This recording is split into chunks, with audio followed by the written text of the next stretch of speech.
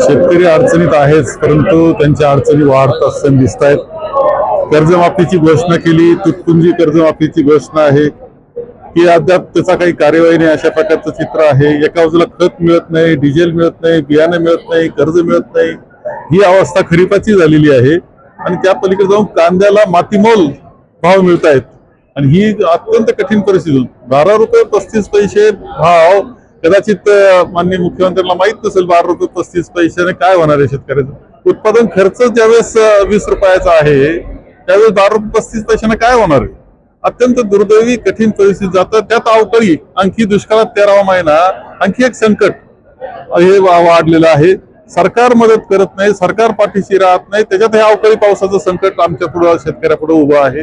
भाव मिळत नाही, बाजारभाव मिळत नाही, अडचणीचा डोंगर उभा आहे. यातून सगळा शेतकरी जातो आहे, अत्यंत दुर्दैवी अवस्थेतून आहे. याचा उद्रेक शेतकऱ्यामध्ये झाल्याशिवाय राहणार नाही. आज शेतकरी अहवाल दिलाय आणि टंचाई असताना देखील आज तुम्ही नव्हेच जे नाटक देवेंद्र फडणवीस लढत खेळत आहे, जे पात्र रंगवत आहे, त्यांनी लोखंडाचं पात्र सोडावं आणि एक जबाबदार मायबाप सरकार म्हणून सरकारला त्यांनी पुढे घेऊन जावं. तातडीने डिझेलचा तुटवडा जो आहे तो दूर करावा, आपली ताकद वापरावी, आपली काही पद असेल केंद्रातून तर ती वापरावी. शेतकऱ्यांना कर्जमाफीची जी घोषणा केलेली तात्काळ त्यांनी पूर्ण करावी. खत, बियाणे, कीटकनाशक यांचा तुटवडा जो आहे तो नष्ट करावा. फार मोठी असंतोष आहे आणि या असंतोषाच्या अनुषंगाने काँग्रेस या सर्व जर गोष्टी झाल्या नाही तर रस्त्यावर उतरल्याशिवाय राहणार नाही. देश भर में डीजल और पेट्रोल की